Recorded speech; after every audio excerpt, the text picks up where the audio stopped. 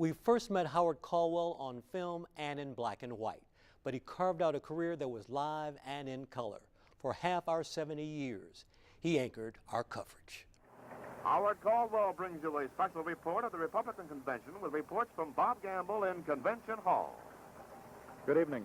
Members of the Indiana delegation met in caucus late this afternoon. The year was 1960. Howard Caldwell had already logged 1 year at the anchor desk. In addition to his local duties, he covered national and international stories. In 1966, he was the first American journalist to interview Indian Prime Minister Indira Gandhi.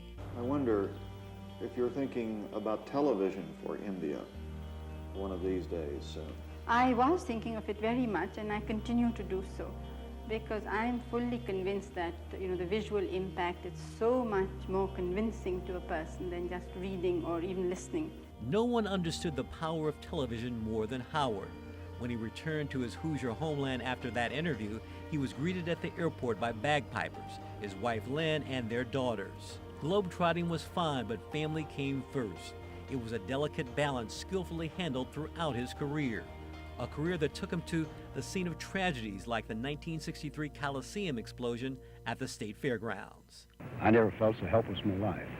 I've been braced for maybe see 4 or 5 people killed, but when you come in and you're stepping over maybe 25 or 30, others screaming for help. Even though he was our anchorman, action in the field was a part of his DNA. He would volunteer to go out on a spot news story. If a spot news story happened at night and they didn't have anybody to send, he'd say, okay, I'll go. And you don't see that very often. He's just, just a fine human being. You will find such comments a recurring theme from his colleagues. Ken Beckley was his first co-anchor beginning in 1973. Howard was a gem. We got along so well. Our personalities were much the same. We didn't get rattled. We were rather calm people.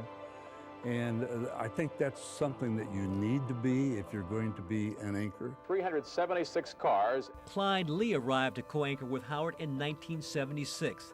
They bonded on the screen and off. He was the person that you should be no matter what career you're in, He's just a quality guy. I'll always miss him. What was missing from the anchor desk was a woman. Enter Tracy Horth. I had the opportunity to anchor with them, which is really unbelievable. To have the opportunity to sit at an anchor desk with both of those gentlemen was very incredible for me. The integration of more women anchors continued in 1987. The index fell 0.1% in February. I won the lottery. I mean, everybody was terrific, but to be working alongside Howard was, it was absolutely special. It's still being talked about tonight. Dion Willis arrived that same year and was paired on the same newscast with Clyde, who she later married. But she is effusive in her praise of Howard, who was inducted into the Indiana Broadcast Hall of Fame in 1991. He set the tone in the newsroom for what we were, what we tried to do every day, the high standards.